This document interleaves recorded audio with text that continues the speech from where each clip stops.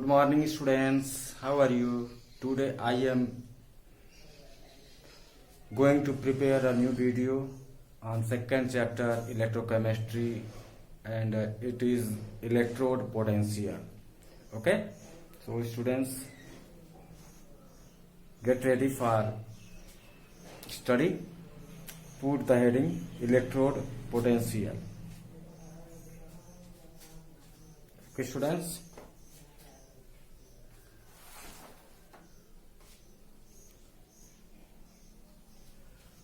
First of all हम एक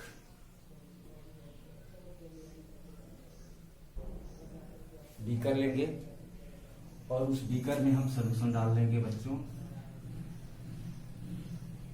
एक साल्ट सॉल्यूशन रखेंगे, ओके।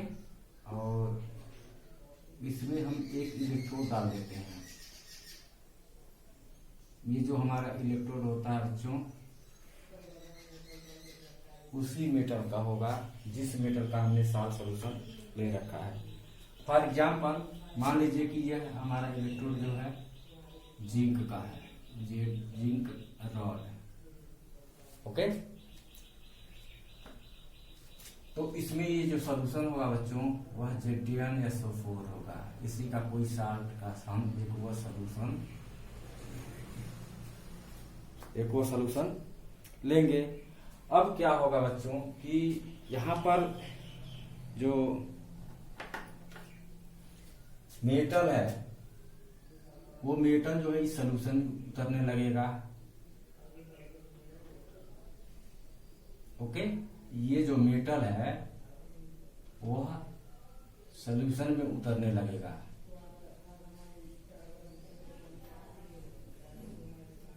मेटल जो है सॉल्यूशन में उतरने लगेगा। तो इस कारण से इस रॉड पे नेगेटिव चार्ज आ जाता है बच्चों। क्यों? पॉजिटिव चार्ज सॉल्यूशन में आ गया और नेगेटिव चार्ज रॉड पर आ गया, ओके। तो यह जो मेटल है बच्चों, कुछ मेटल जो होते हैं उनकी टेंडेंसी होती है, मेटल की टेंडेंसी होती है कुछ मेटल की to oxidise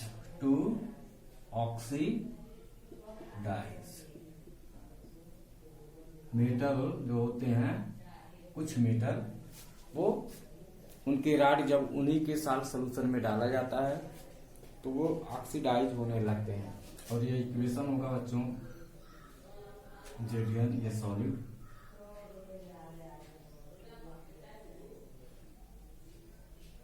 Zn2 plus aqueous plus 2 electron. ये राड है और ये सॉल्यूशन में आ गया, okay. In the solution, in the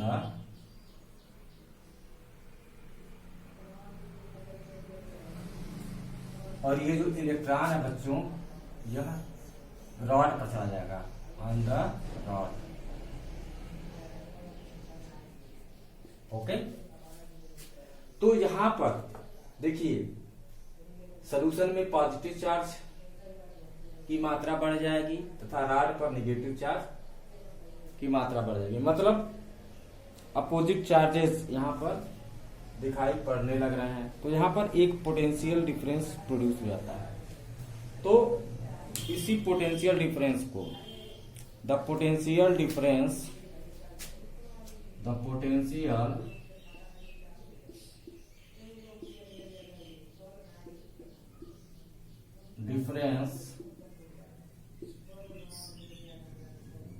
between the potential difference between the metal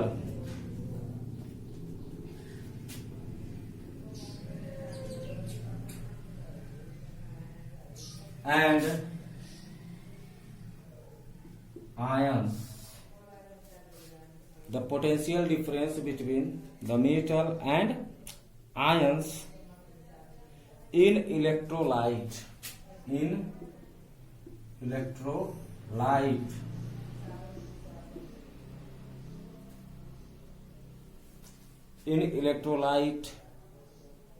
under equilibrium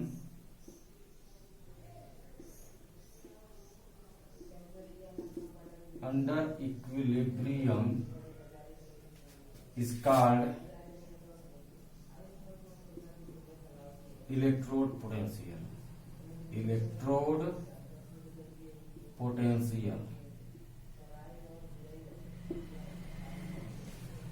okay, चूंकि यहां पर ऑक्सीडेशन हो रहा है, क्या हो रहा है? ऑक्सीडेशन। इस कारण से जो इलेक्ट्रोड पोटेंशियल या डेवलप हो रहा है, इसको हम क्या कहेंगे? Oxidation electrode potential. Oxidation potential भी कह सकते हैं, ऑक्सीडेशन पोटेंशियल। ओके, तो ऑक्सीडेशन पोटेंशियल, कुछ मेटल की ये टेंडेंसी होती है कि वे सॉल्यूशन में आने लगते हैं, जिस कारण से मेटल पर नेगेटिव चार्ज आ जाता तथा सॉल्यूशन में पॉजिटिव आयंस बढ़ जाता है, जिससे कि पोटेंशियल डिफरेंस प्रोड्यूस हो जाता है। किसमें? मेटल और आयंस के बीच, मेटल्स और आयंस के बीच में एक पोटेंशियल डिफरेंस प्रोड्यूस हो जाता है। इसी पोटेंशियल डिफरेंस को हम इलेक्ट्रोड पोटेंशियल कहते हैं, इलेक्ट्रोड पोटेंशियल कहते हैं। अच्छा, यहाँ पर जो इलेक्ट्रोड पोटेंशियल हो रहा है उसको हम ऑक्सीडेशन पोटेंशियल कहते हैं। आइए दूसरा हम एक फिगर बनाते हैं, उसको समझने का प्रयास करते हैं। जैसे मान लीजिए कि हमारा एक ये है, ऊपर तो नहीं जा रहा है, ऊपर मिटाना पड़ेगा, थोड़ा सा नीचे बना लेते हैं। मान लीजिए कि आपके पास एक बीकर है और इस बीकर में आपने सॉल्यूशन ले लिया CuSO4, कॉपर सल्फेट का एक्वस सॉल्यूशन लिया और इसमें आपने डाल दिया राड, इसका जिस मेटल का साफ सॉल्यूशन आपने लिया उसी का राड आपने यहाँ पर डाल दिया, कॉपर राड। ओके, यहाँ पर इस कॉपर राड की ये टेंडेंसी होती है, इस कुछ मेटल की ये टेंडेंसी होती है टू रिड्यूस। ओके, अर्थात इस सॉल्यूशन में जो कॉपर आयन है, सॉल्यूशन में जो कॉपर आयन है, कॉपर आयंस, ये प्लेट पर आने लगते हैं, इस प्लेट पर आने लगते हैं। कॉपर आयन जो है वो प्लेट पर आने लगते हैं, चिपकने लगते हैं। ओके, ये जो कॉपर आयंस हैं वो प्लेट पर चिपकने लगते हैं। इस कारण से हमारा जो प्लेट होता है वो पॉजिटिवली चार्ज हो जाता है तथा इस इलेक्ट्रोलाइट के भीतर जो होता है नेगेटिव आयंस या नेगेटिव चार्ज की मात्रा बढ़ जाती है। तो इस प्लेट और इलेक्ट्रोलाइट के बीच एक पोटेंशियल डिफरेंस प्रोड्यूस हो जाता है। इसी पोटेंशियल डिफरेंस को हम इलेक्ट्रोड पोटेंशियल कहते हैं। तो आइए इसका डेफिनेशन लिख लेते हैं। यहां से इसका रिएक्शन लिख सकते हैं आप, Cu double positive aqueous, electron 2 ले लेगा और बना लेगा कॉपर सॉलिड। ओके, यहां पर ये जो Cu डबल पॉजिटिव है ये फ्रॉम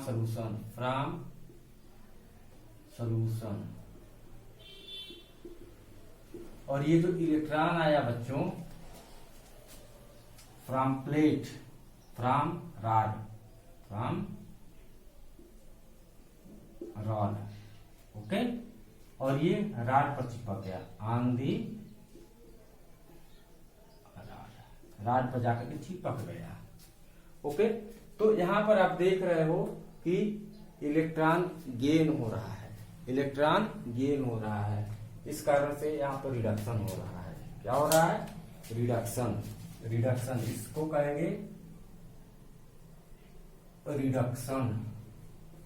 ओके, और ये इस रिएक्शन को क्या बोलेंगे? ऑक्सीडेशन बोलेंगे, क्योंकि इलेक्ट्रॉन लूज किया जा रहा है, लॉस ऑफ इलेक्ट्रॉन। तो यहां पर अब डेफिनेशन यदि हम बनाएंगे तो बन जाएगा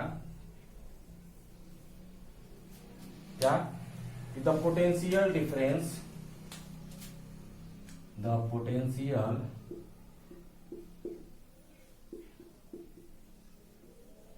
difference between the potential difference between the metal and the ions, between the metal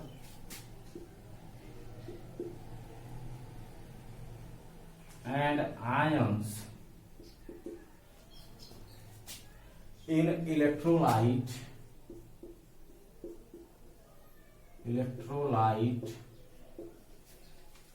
under equilibrium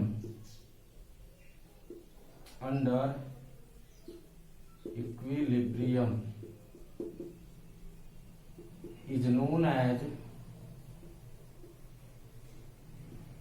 electrode potential,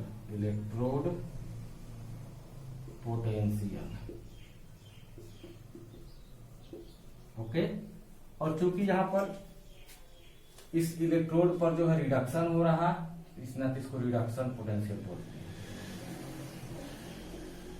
reduction potential, okay, reduction potential. तो इलेक्ट्रोड पोटेंशियल समझ में आया होगा। कुछ मेटल्स की टेंडेंसी होती है कि वे ऑक्सीडाइज होते हैं, अपने साल्ट सॉल्यूशन में क्या होते हैं, ऑक्सीडाइज होते हैं। और कुछ मेटल्स की टेंडेंसी होती है कि वे अपने ही साल्ट सॉल्यूशन में रिड्यूस होते हैं, ओके। इस तरह से हमको ऑक्सीडेशन पोटेंशियल और रिडक्शन पोटेंशियल मिलता है।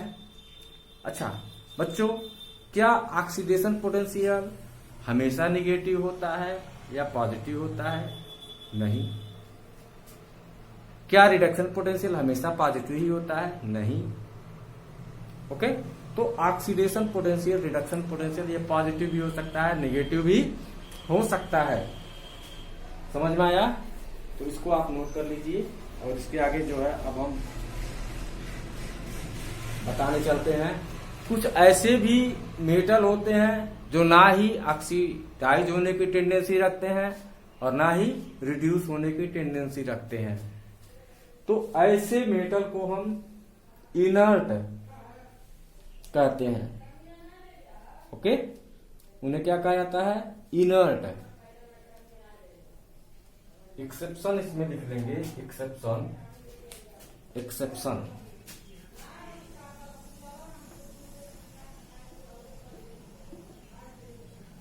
प्लेटिनम। ग्रेफाइट तो नॉन मेटल होता है बच्चों, graphite.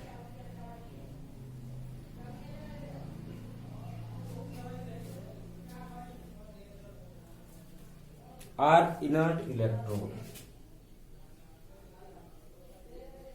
Inert electrode,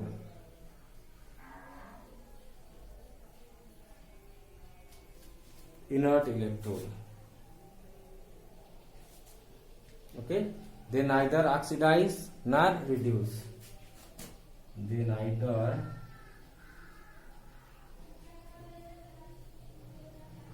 oxidize nor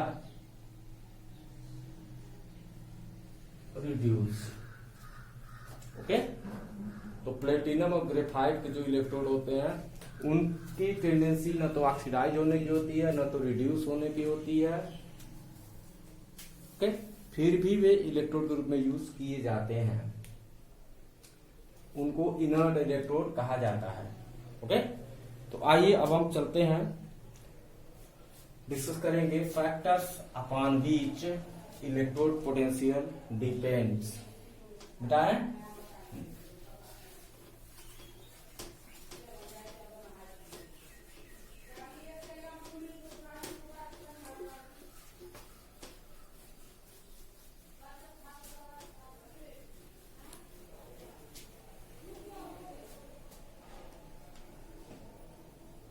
factors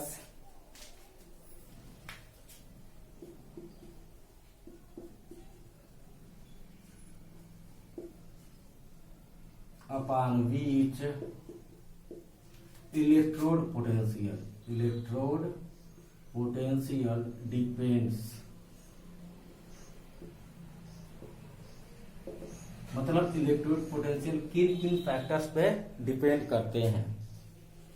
तो मेरे प्यारे बच्चों, इलेक्ट्रोड पोटेंशियल जो होता है वह 3 फैक्टर्स पर डिपेंड करता है। पहला फैक्टर होता है नेचर ऑफ मेटल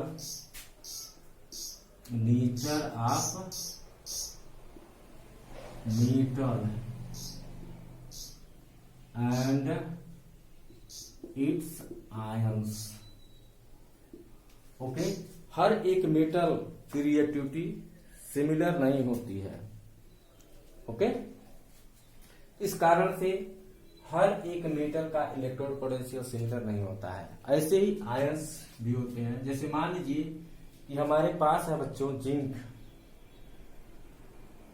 ये सॉलिड, ये चेंज होगा जिंक के टाइम में। ऐसे ही आयरन सॉलिड है और ये चेंज हो रहा है फेरस आयन, तथा फेरस सॉलिड जो है चेंज हो रहा है फेरिक आयन में। यहां पर देखेंगे तो ये दोनों डिफरेंट, ये कहीं सेम मेटल है पर दोनों की ऑक्सीडेशन स्टेट डिफरेंट है। ओके, ऐसे ही देखिए ये तो मेटल डिफरेंट है, जिंक और आयरन, दोनों की रिएक्टिविटी डिफरेंट होती है, दोनों की रिएक्टिविटी डिफरेंट होती है। तो इस तरह से जो होता है इलेक्ट्रोड पोटेंशियल जो होता है मेटल के नेचर पर डिपेंड करता है कि हमारा मेटल कैसा है, हाईली रिएक्टिव है, मॉडरेट रिएक्टिव है, लीस्ट रिएक्टिव है, किस तरह का है। और उसके द्वारा जो आयंस बनते हैं, केटायन या आयनायन, एनायन तो नहीं बनते, केटायंस ही बनते हैं, तो उनका नेचर क्या है। यहाँ पर जैसे आयरन के दो केटायन दिखाई पड़ रहे हैं, एक +2 वाला और एक +3 वाला, तो दोनों की अलग अलग पोटेंशियल्स प्राप्त होता है। ओके, दूसरा बच्चों होता है कंसंट्रेशन, दूसरी फैक्टर जिस पर इलेक्ट्रोड पोटेंशियल डिपेंड करता है, कंसंट्रेशन।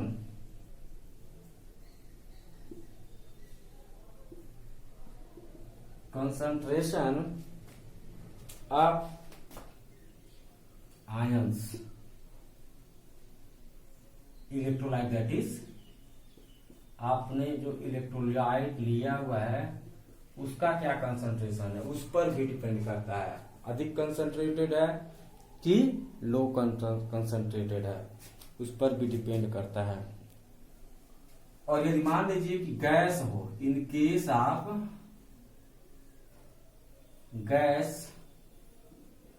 गैस के केस में, ओके, कंसंट्रेशन को हम किस रूप में प्रेजेंट करते हैं, concentration is expressed in terms of partial pressure.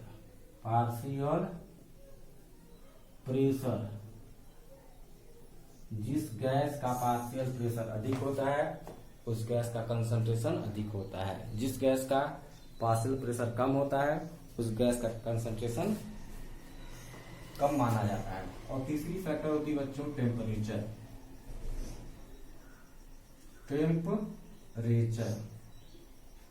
बच्चों टेम्परेचर बढ़ाने पर भी रिडॉक्स रिएक्शन का रेट चेंज होता है, बढ़ सकता है या घट सकता है, depending upon the nature of reaction, endothermic reaction और एक्सोथर्मिक रिएक्शन। एंडोथर्मिक होने पर रिएक्शन का रेट बढ़ जाता है, एक्सोथर्मिक होने पर टेम्परेचर बढ़ाने से रिएक्शन का रेट डिक्रीज होता है। तो ये 3 कंडीशन है जिस पर जो है इलेक्ट्रोड पोटेंशियल्स डिपेंड करता है। पहला nature of metal and its ions, दूसरा concentration of ions in case of gas, partial pressure पर डिपेंड करता है, और तीसरी बात होती है टेम्परेचर। ओके, नोट करिए मिटाएं। ओके,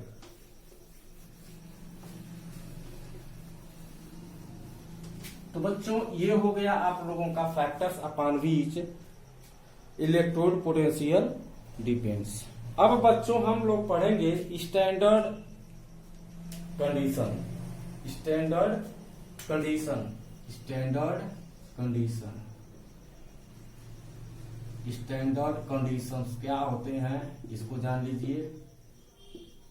स्टैंडर्ड कंडीशंस में जो होगा कंसंट्रेशन बच्चों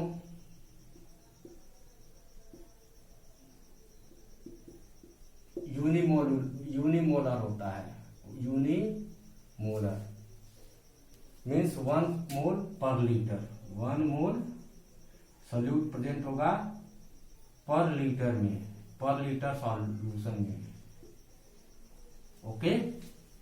दूसरी बात है बच्चों, इन case of gas, in case of gas partial pressure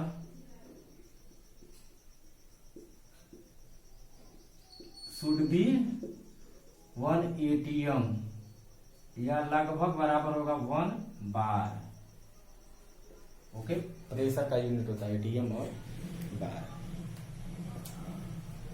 तीसरा बच्चों टेम्परेचर जो होगा, स्टैंडर्ड टेम्परेचर रूम टेम्परेचर होता है बच्चों, room temperature. That means 25 degree centigrade, और ये 25 डिग्री सेंटीग्रेड 298 केल्विन होता है। ओके, तो स्टैंडर्ड कंडीशन ये आपका हो गया कंसंट्रेशन और टेम्परेचर।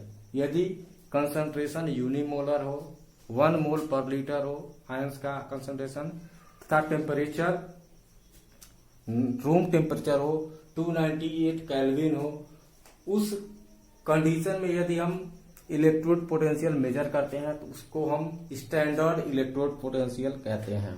क्या कहते हैं? Standard electrode potential.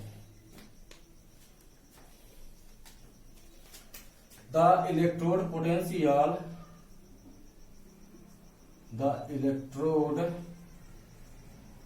potential measured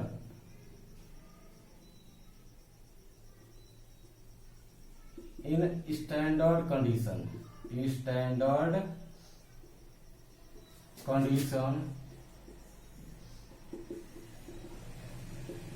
known as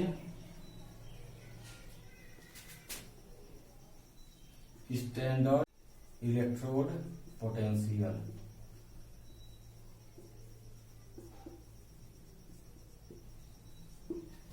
standard electrode potential.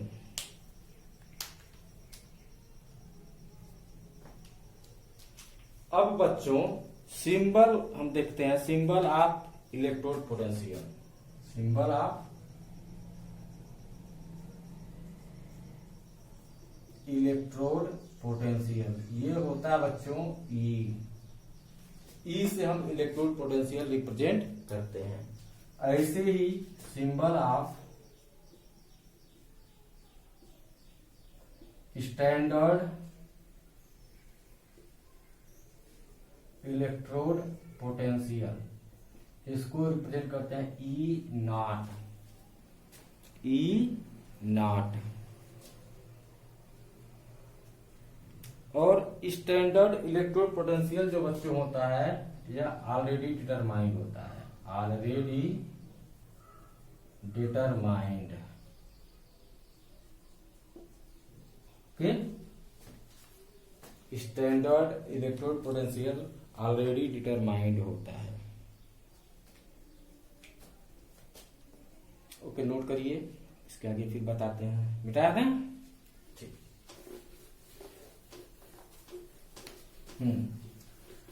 तो मेरे प्यारे बच्चों, अब हम बताएंगे इलेक्ट्रोड पोटेंशियल को, oxidation electrode potential, standard oxidation electrode potential, ऐसे ही रिडक्शन पोटेंशियल। चलिए इलेक्ट्रोड पोटेंशियल रीडिंग डालते हैं। वो तो ऑलरेडी है, छोड़िए मिटा देते हैं इसको। इलेक्ट्रोड पोटेंशियल हीटिंग आपका पहले से ही पढ़ा हुआ है, उसको बार बार लिखने की कोई आवश्यकता नहीं। मान लीजिए कि ऑक्सीडेशन हो रहा है, ऑक्सीडेशन हो रहा है, कोई मेटल M है या N इलेक्ट्रॉन लूज कर रहा है, तो इस पर N चार्ज पॉजिटिव चार्ज आ जाएगा। ओके, ऑक्सीडेशन हो रहा है ना, हो रहा है। तो इसमें हम दिखलाएंगे इलेक्ट्रोड पोटेंशियल क्या होगा, M of M N plus. Okay, इसको क्या कहेंगे, ऑक्सीडेशन पोटेंशियल, ऑक्सीडेशन पोटेंशियल। ऐसे ही मान लीजिए कि रिडक्शन हो रहा है तथा इसको हम स्टैंडर्ड कंडीशन में मान लो मेजर करते हो, स्टैंडर्ड कंडीशन तो क्या होगा, E naught of M oblique M N plus. ये क्या हो जाएगा, स्टैंडर्ड ऑक्सीडेशन पोटेंशियल।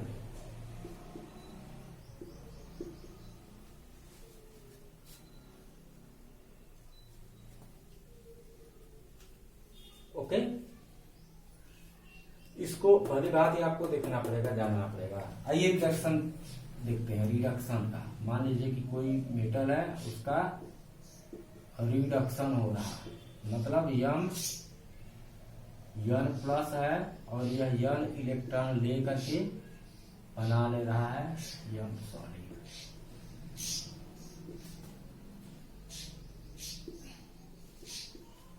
तो रिडक्शन हो रहा है, क्यों रिडक्शन हो रहा है, क्योंकि इसका चार्ज घट रहा है, ऑक्सीडेशन नंबर कम हो रहा है, इलेक्ट्रॉन का गेन हो रहा है। ओके, अब इस कंडीशन में जो होगा इलेक्ट्रोड पोटेंशियल, इलेक्ट्रोड पोटेंशियल कैसे रिप्रेजेंट करेंगे, N प्लस ऑब्लिक M। यहां पर फिजिकल स्टेट, इसको कहेंगे रिडक्शन पोटेंशियल, रिडक्शन पोटेंशियल। क्यों रिडक्शन पोटेंशियल, क्योंकि रिडक्शन हो रहा है, देखिए ना ऑक्सीडेशन नंबर N से 0 हो जा रहा है। ठीक है, स्टैंडर्ड कंडीशन में जब इलेक्ट्रोड पोटेंशियल रिडक्शन पोटेंशियल का रिडक्ट करते हैं तो E naught of M N plus oblique M, इसको कहेंगे हम standard reduction potential, reduction potential. Okay, इसको SRP कहेंगे, स्टैंडर्ड SRP, और इसको क्या कहेंगे, SOP। Okay, SOP, SRP, oxidation potential को OP, रिडक्शन पोटेंशियल को RP। चलिए, बहुत बढ़िया। अब मान लीजिए बच्चों कि रमेश नाम का एक बच्चा है, ठीक है, वो अपने टीचर से पूछता है कि सर जिंक का इलेक्ट्रोड पोटेंशियल कितना होगा। ठीक है, रमेश अपने सर से पूछता है कि जिंक का इलेक्ट्रोड पोटेंशियल कितना होगा। Okay, EP of zinc. तो उसके सर बतलाते हैं 0.76 वोल्ट बतलाते हैं। ठीक है, ये टीचर के द्वारा बताया गया है। अब फिर रमेश जो है किसी दूसरे व्यक्ति से पूछता है जो कि साइंटिस्ट है, ठीक है, कि जिंक का इलेक्ट्रोड पोटेंशियल बताइए। तो जो दूसरा पर्सन बतलाता है कहता ना वह होता है 0.76 वोल्ट। दो लोग बताए और दोनों लोग अलग अलग बतलाए। क्या गलत है इसमें? कोई भी गलत नहीं है बच्चों, समझना पड़ेगा आपको।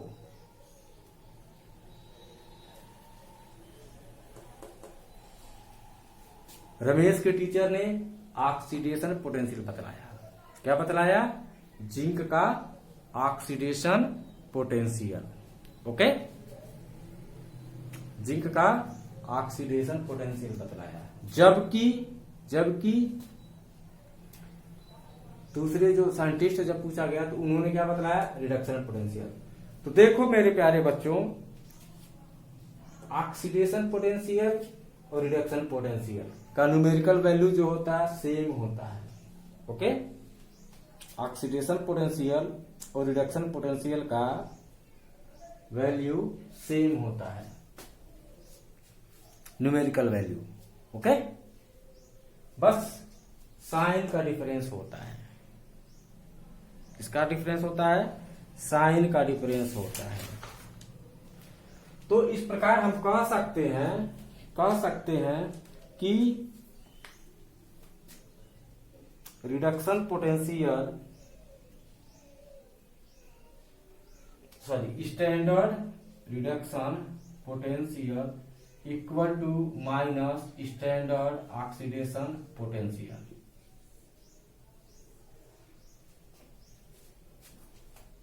ओके,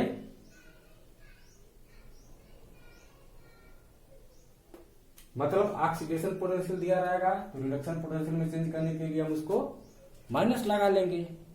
ठीक है ना? अच्छा, अब बच्चों एक जो है बड़ी कंफ्यूजन हुई कि रमेश के टीचर ने जो बात बतलाई और एक साइंटिस्ट ने बतलाई, दोनों गलत नहीं है। तो IUPAC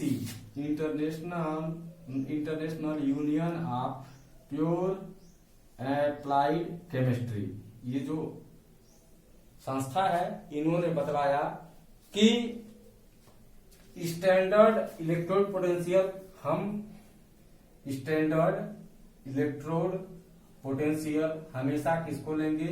स्टैंडर्ड रिडक्शन पोटेंशियल को हमेशा हम, ठीक है, standard electrode potential standard reduction potential को लेंगे।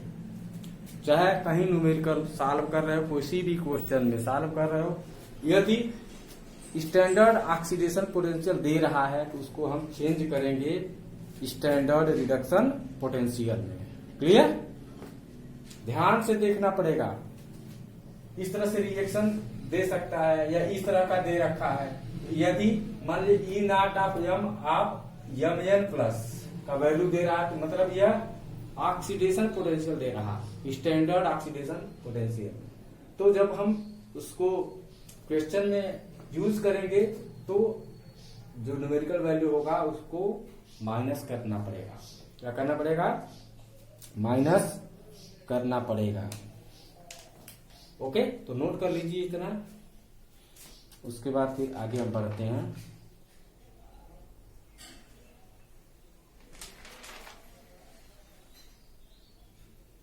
मिटा दें।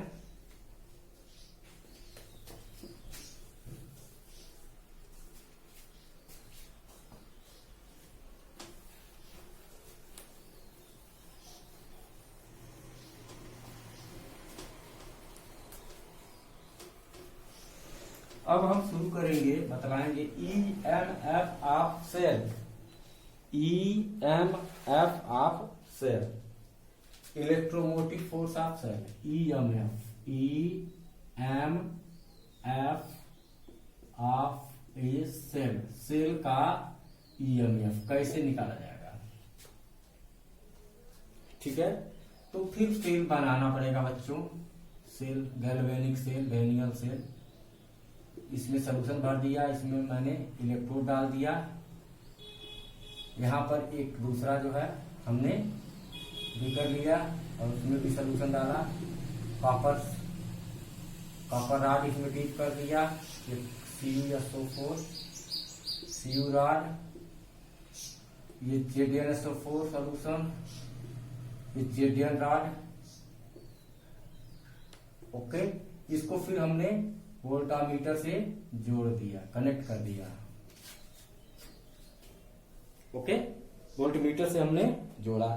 तो यह जो रॉड है बच्चों, यहाँ पर ऑक्सीडेशन होएगा। यहाँ पर क्या होएगा? ऑक्सीडेशन। यहाँ पर क्या होगा? हमारा जो जिंक है सॉलिड, वह चेंज होगा जिंक केटायन में। यहाँ पर क्या होगा? रिडक्शन होगा बच्चों। कॉपर जो है आयन जो होगा सोल्यूशन से, वह 2 इलेक्ट्रॉन लेगा और वह कॉपर सॉलिड में चेंज हो जाएगा। ठीक है, तो यह तुम्हारा एनोड हो गया। इस पर नेगेटिव चार्ज है, एनोड। इस पर पॉजिटिव चार्ज है, कैथोड हो गया। ठीक, एनोड कैथोड लर्न करने के लिए क्या होता है? लोन होता है, LOAN। L stand for left, O stand for oxidation, E stand for anode and N stand for negative. इसको आपको याद कर लेना चाहिए। इस सेल के लिए स्टैंडर्ड इलेक्ट्रोड पोटेंशियल दे रखा है बच्चों। नहीं, स्टैंडर्ड नहीं, इलेक्ट्रोड पोटेंशियल दे रखा है। Zinc solid, zinc double positive दे रखा था। कितना दे रखा था? -0.2 वोल्ट मान लीजिए दिया हुआ है। ऐसे ही इसके लिए जो है इलेक्ट्रोड पोटेंशियल दे रखा है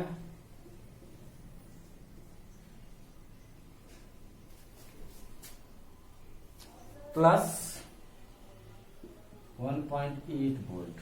ओके, देखो बच्चों, यहां पर ऑक्सीडेशन पोटेंशियल दे रहा है, यहां पे रिडक्शन पोटेंशियल दे रखा है। अब इसका यदि हम EMF कैलकुलेट करेंगे, EMF ऑफ सेल, क्या होगा? Difference between electrodes of cells, difference between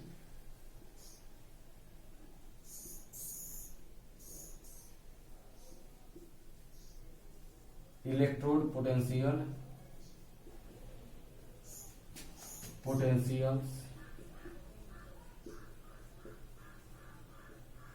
of cells. Okay, मतलब E oxidation potential plus ER reduction potential.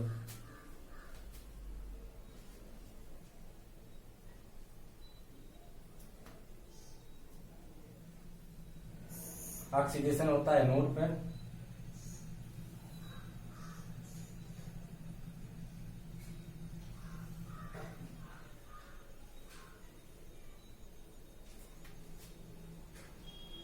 तो इसको आपको चेंज करना पड़ेगा।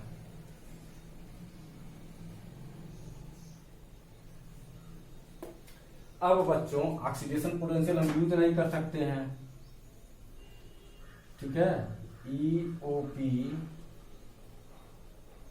नहीं यूज हो सकता है। इसको हम यूज करेंगे किस में?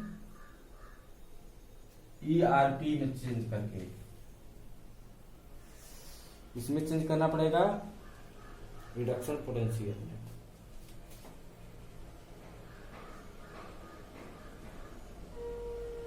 सिंपली इसको ऐसे कर लो यार।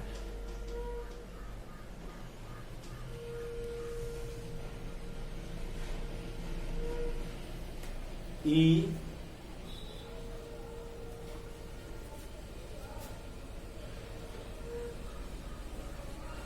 Cathode minus E anode. या लिखेंगे E right minus E left. E cell हो गया,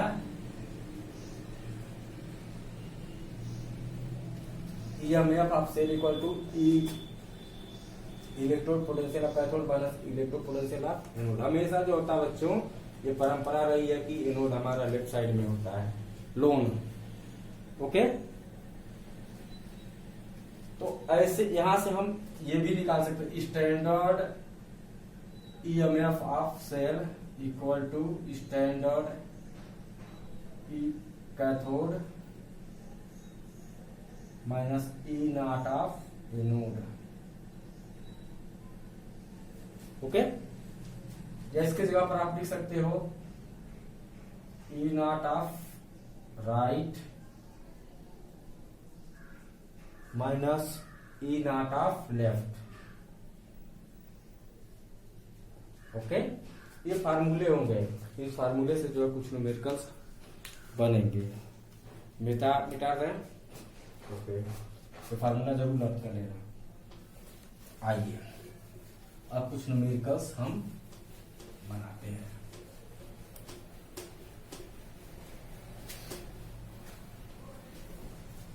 कुछ न्यूमेरिकल्स को सॉल्व करते हैं। Find the standard cell potential. Find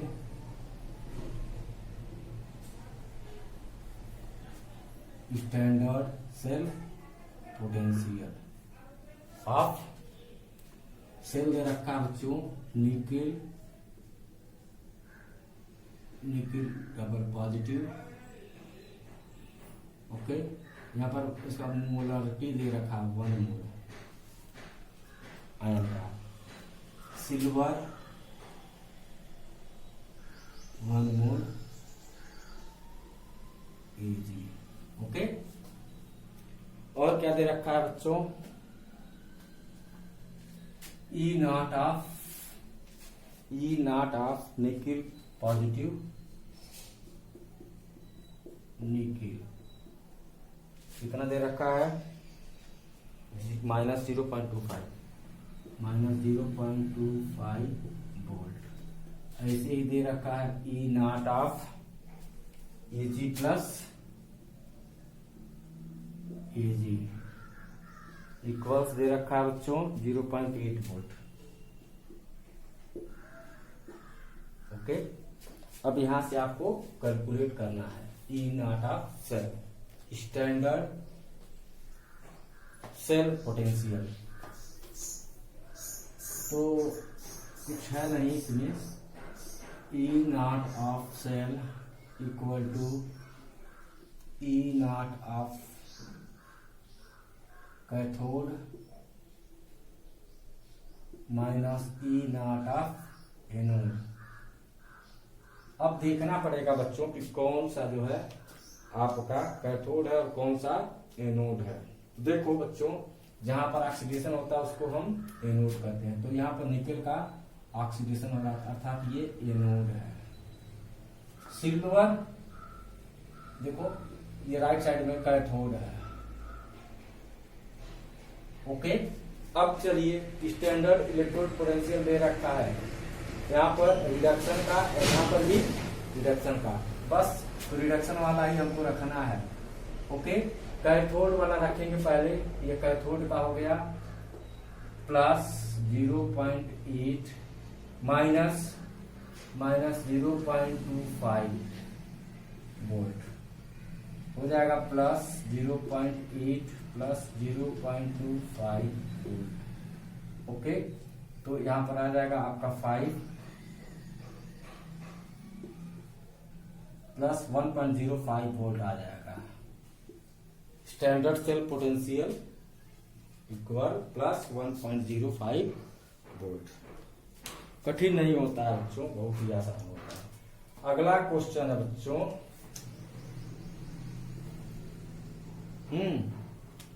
find the standard electrode potential. Find standard electrode potential is standard cell potential of cell zinc, वही Daniell cell है, zinc 1 molar, copper 1 molar copper. Okay, और आगे दे रखा है बच्चों कि reduction potential of zinc, standard reduction potential of zinc दे रखा है। कितना दे रखा है? -0.76 -0.76 वोल्ट। वैसे ही E not of standard reduction potential of copper दे रखा है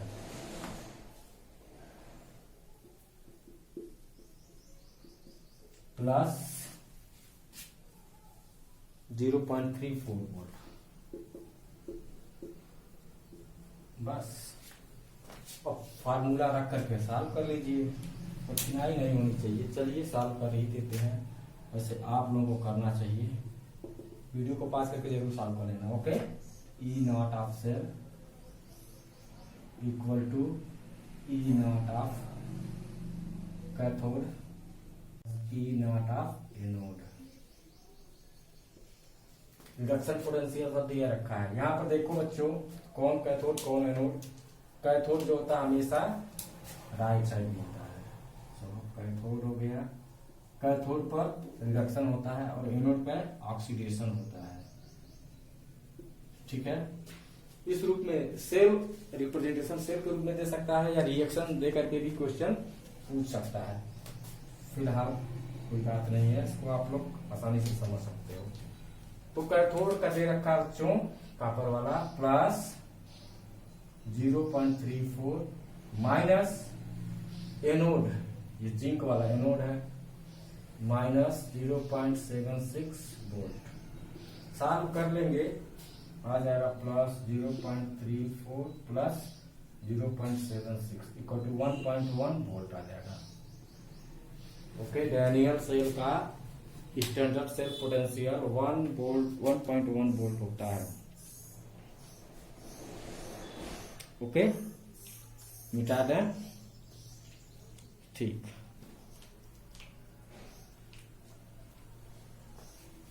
मिटा करके अगला क्वेश्चन सॉल्व करते हैं।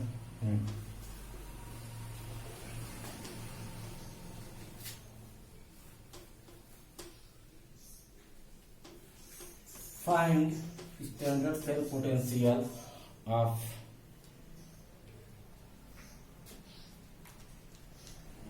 ZTR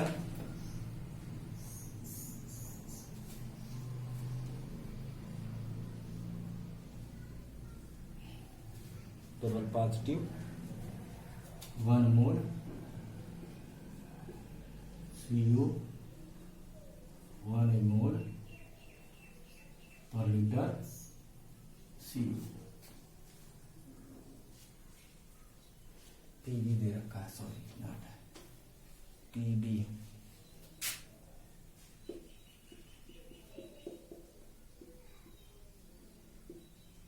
okay,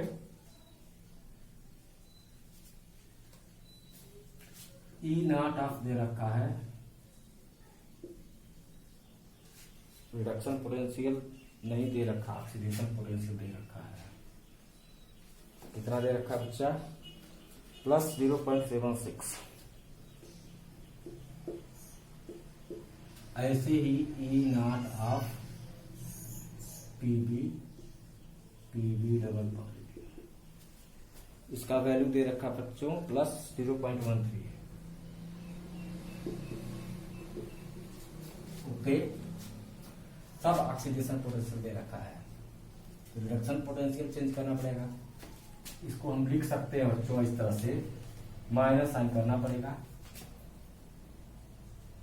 E not of ZTR double positive ZTR equal to minus 0.76 volt. इसको लिख सकते हैं E not of PB double positive oblique PB equal to minus 0.13 volt. Okay, ये तुम्हारा कैथोड हो गया और ये हो गया एनोड। अब तो कुछ है ही नहीं, सॉल्व कर लेना, आंसर आ जाएगा। खुद सॉल्व करोगे, आंसर मैं बता दे रहा हूं। 0.+0.63।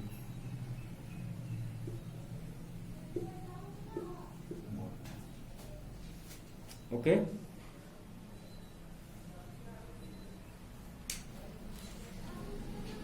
सॉल्व कर लेना। चलिए, एक इसमें थोड़ा सा महत्वपूर्ण बात बताएं। If standard cell potential comes out negative,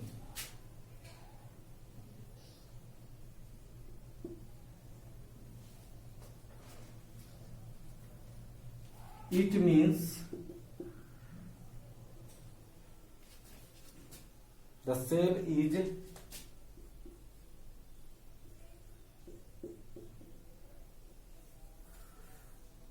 not useful because cell reaction is non-spontaneous.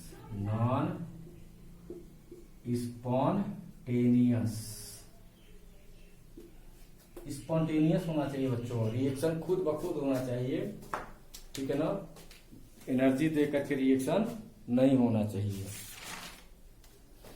तो अब बच्चों हम शुरू करते हैं फिजिबिलिटी। क्या शुरू करते हैं? फिजिबिलिटी और स्पॉन्टेनिटी ऑफ सेल। फिजिबिलिटी और स्पॉन्टेनिटी ऑफ सेल और सेल रिएक्शन यू कैन से।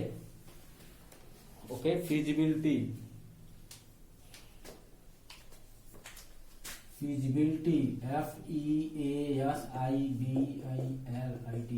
फिजिबिलिटी किसी को कहा जाता है स्पॉन्टेनिटी, SPONTANEITY,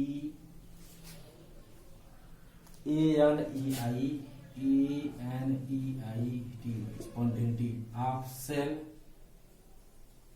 ऑब्लिक रिएक्शन। कोई सेल स्पॉन्टेनियस होगा या रिएक्शन स्पॉन्टेनियस होगा एंड गिव्स फ्री एनर्जी। बच्चों, ये आप लोगों को क्लास 11th में पढ़ाया गया था थर्मोडायनामिक्स में। गिव्स फ्री एनर्जी। तो बच्चों, स्पॉन्टेनियस प्रोसेस होने के लिए for spontaneous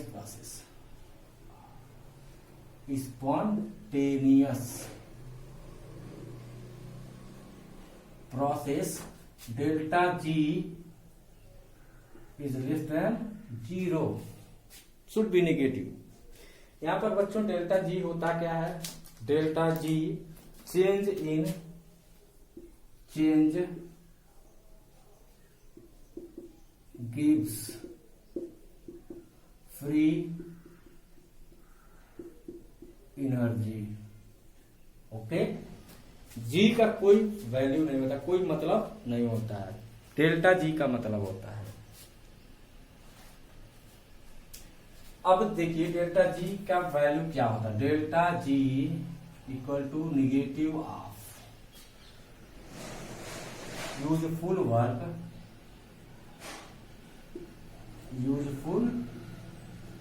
work done by system.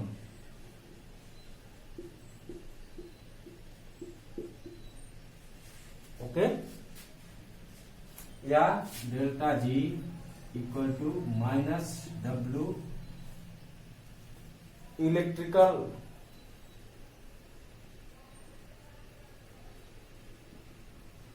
Done by cell. Okay,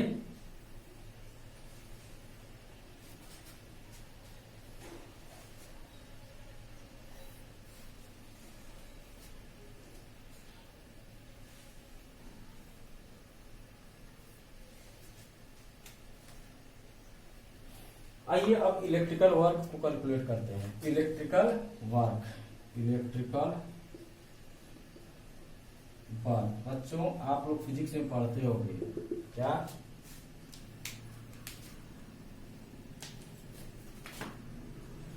potential difference equal to work done to carry unit charge from one place to another place. या W बराबर क्या हो जाता है, Q delta V, where Q is the charge and delta V is the potential difference।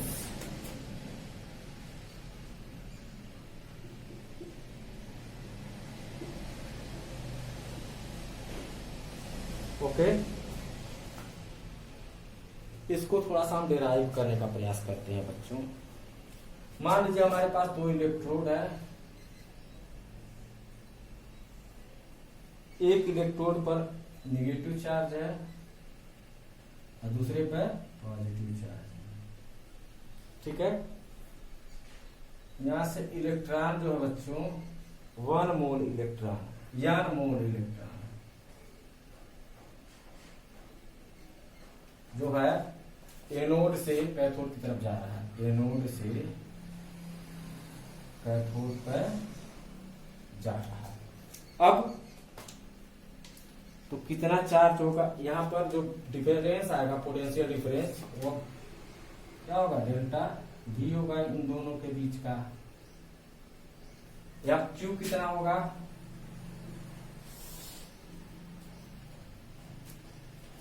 Charge on 1 mole of electron, हो जाएगा 1.6 into 10 to the power minus 19 into 6.022 into 10 to the power 23 into n मोल है, n मोल, हाँ। तो ये आ जाएगा n into 96485 coulomb. यहाँ पर जो होता है 96485 को हम फैराडे कहते हैं। F equal to 96485 coulomb means charge on 1 mole of electron, charge on 1 mole of electron. इसको थोड़ा सा हम आगे बढ़ाएंगे बच्चों, इसको W equal to Q into delta V हो गया।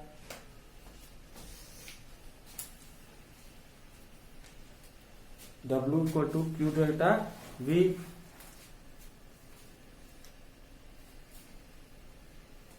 तो यहां पर हम निकाल कह सकते हैं n इंटू F हो जाएगा, which is equal to n into F, मतलब Q जो होगा LF के बराबर होगा। तो डेल्टा G क्या आएगा, delta G equal to minus of useful work ना, यूजफुल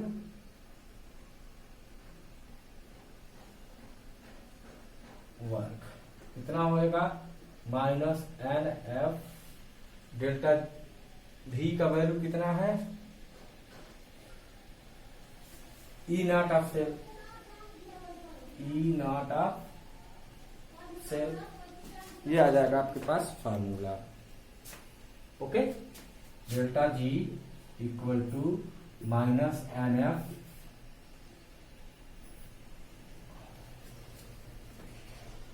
स्टैंडर्ड हो गया तो ना, हाँ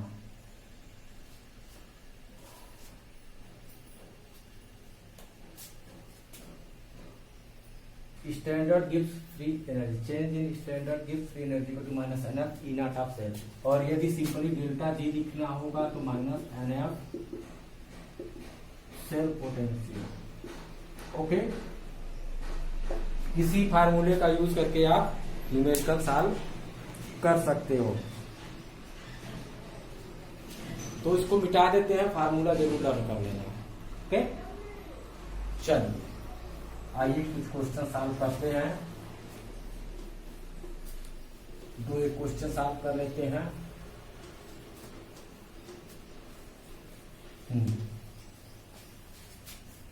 हाँ आइए, क्वेश्चन है find standard gives free energy. Find standard gives free energy and predict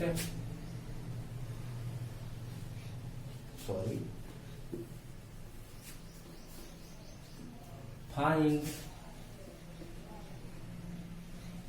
standard gives free energy and predict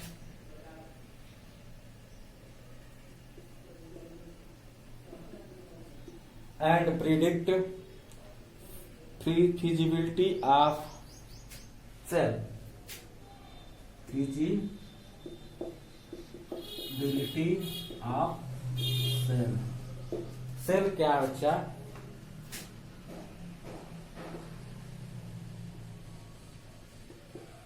ये दे रखा है वही Daniell cell.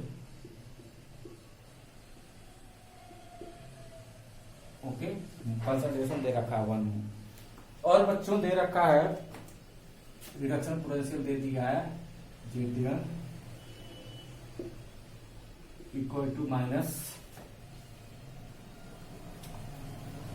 0.76 E naught of Cu double positive Cu plus 0.34 volt. Okay बस, और आपको भी ये भी मालूम है 1F इक्वल टू 96500 कूलाम। चलिए सॉल्व करेंगे। तो डेल्टा जी सोल्यूशन है, delta G equal to minus NF delta minus NF into E not of cell. तो ई नॉट ऑफ सेल निकालना पड़ेगा, चलो निकाल लेते हैं। E not of cell equals E not of cathode minus E not of anode. बताओ बच्चों, cathode पर क्या होता है?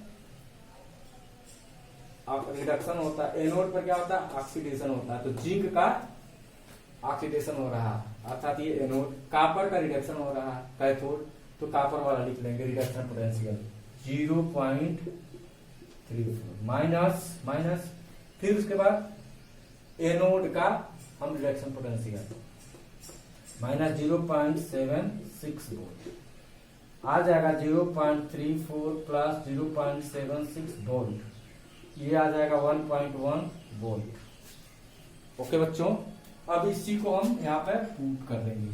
आइए थोड़ा सा एक रिएक्शन लिखना पड़ेगा बच्चों कि कितने इलेक्ट्रॉन इन्वॉल्व हो रहे हैं। तो चलो रिएक्शन लिख देते हैं। Zn plus Cu double positive Zn double positive plus Cu, 2 electron मतलब -2 into 96500 into E naught cell 1.1।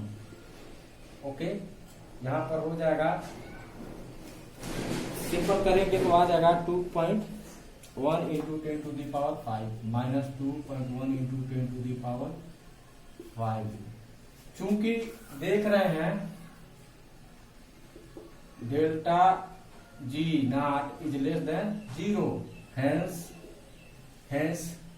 Cell is feasible.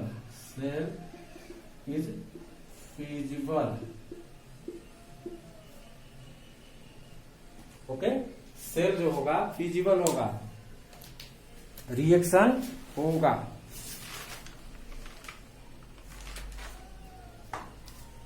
Erase करूं? ठीक है, कुछ एक क्वेश्चन और मिटा देते हैं। ठीक, पास करके नोट कर लिया जाता है।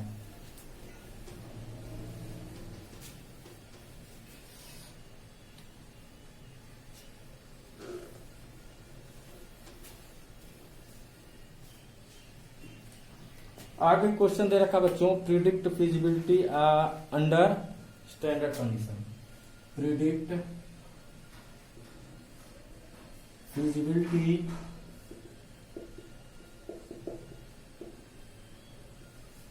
Under standard condition.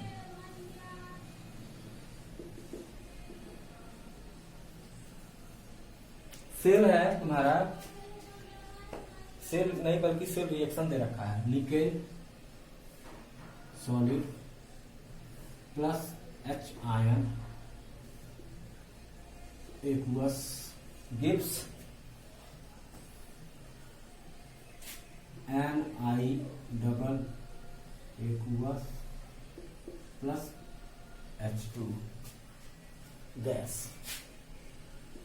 ओके, तो ये फिजिबल होगा कि नहीं। और साथ ही साथ दे रखा है बच्चों स्टैंडर्ड ई नॉट ऑफ निकल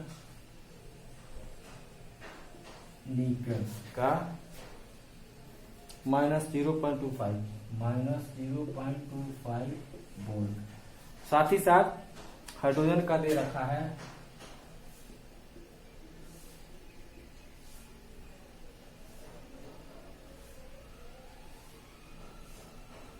0।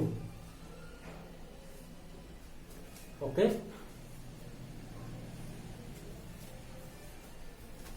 और एफ का वैल्यू तो जानते ही हैं आप 96500। तो फिजिबिलिटी जब कैलकुलेट करना रहेगा तो हम क्या कैलकुलेट करेंगे, चलिए आइए हम डेल्टा जी को कैलकुलेट कर सकते हैं। G equal to -n of E not of cell. यदि हमारा ई नॉट ऑफ सेल पॉजिटिव आता है तो ये रिएक्शन फिजिबल होगा। चलिए हम E not of cell calculate करते हैं। E not of cell equal to E not of cathode minus E not of anode. अब देखना होगा बच्चों कि किसका ऑक्सीडेशन हो रहा। ऑक्सीडेशन एनोड पर होता, निकल का ऑक्सीडेशन हो रहा, हाइड्रोजन का रिडक्शन हो रहा, अर्थात ये वाला हमारा कैथोड है तो 0 हो जाएगा और एनोड तुम्हारा निकल वाला हो जाएगा -0.25 इक्वल टू आ जाएगा 0.25 वोल्ट। ओके, क्योंकि E not of cell is greater than 0, hence the above reaction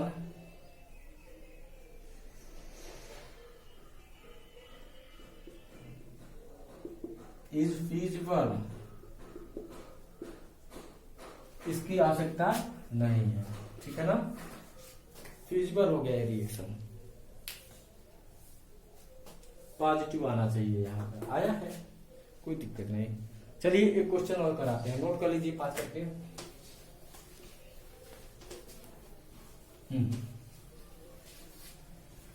आगे क्वेश्चन दे रखा है बच्चों, can we stir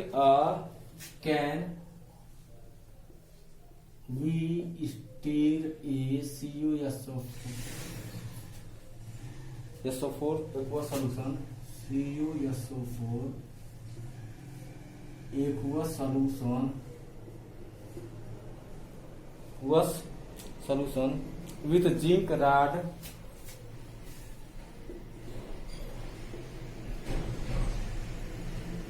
under standard condition।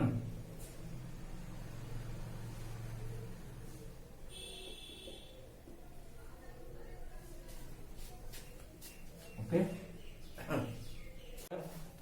E not of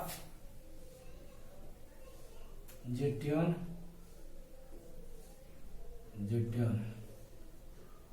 -0.76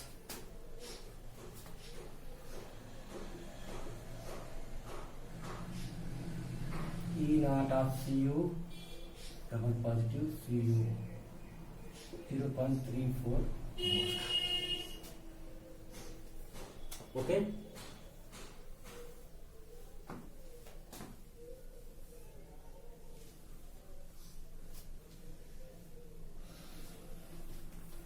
चलिए रिएक्शन हम लिखते हैं Zn प्लस Cu,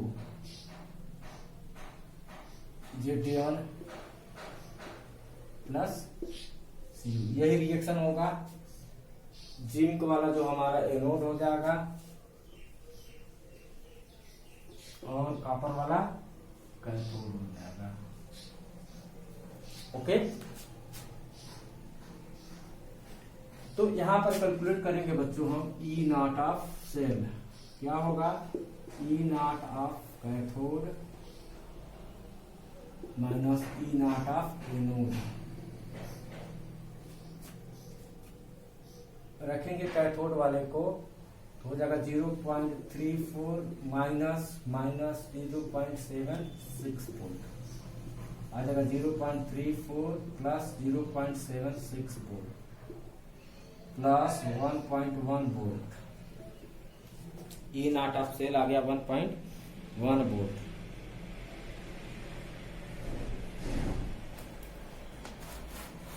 अब देखिए, चूंकि E not of cell is greater than 0, okay, hence the above reaction, the above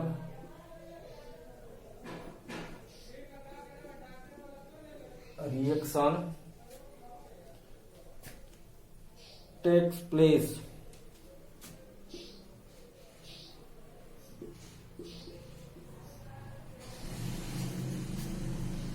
so copper CuSO4 aqueous solution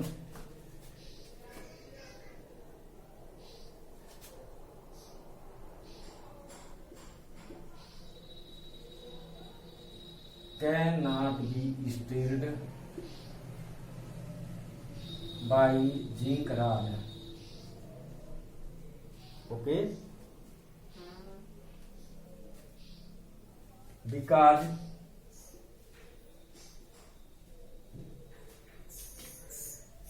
zinc solid will change into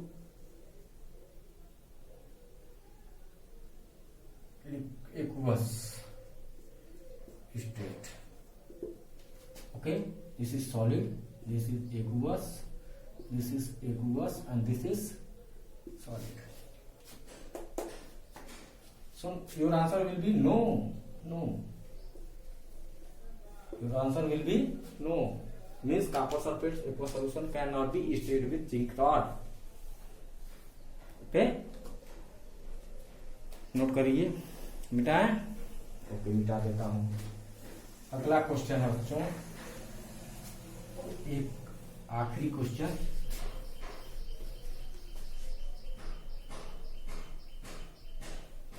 Can we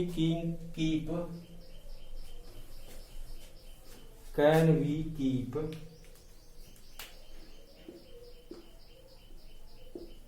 ZnSO4 solution in copper vessel?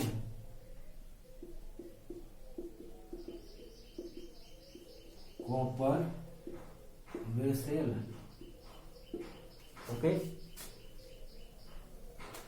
under standard condition. Under standard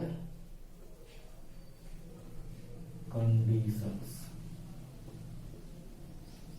इसके लिए दे रखा है E not of zinc double positive zinc minus 0.76 volt, E not of Cu double positive Cu 0.34 volt.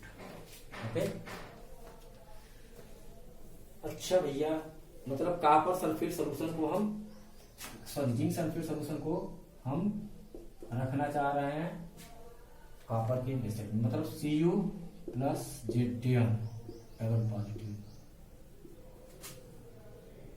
Cu double positive plus Zn solid. Okay, इस condition में बच्चों ये जो है आपका, इसमें ये जो आपका हो गया है एनोड और ये कैथोड, ठीक है ना। कैलकुलेट करना पड़ेगा E not of cell, E not of cell equal to E not of cathode minus E not of anode.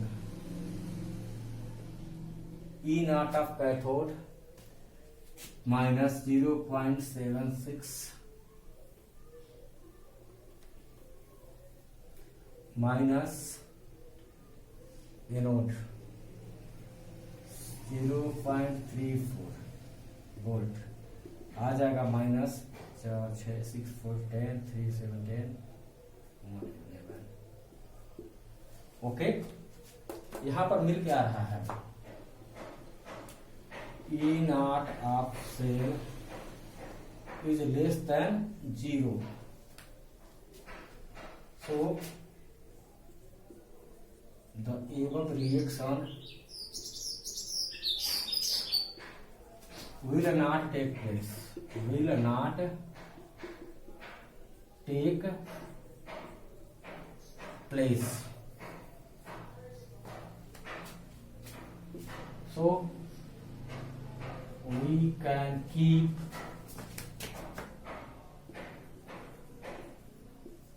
ZnSO4 solution in copper vessel, copper vessel. Thank you students, keep learning.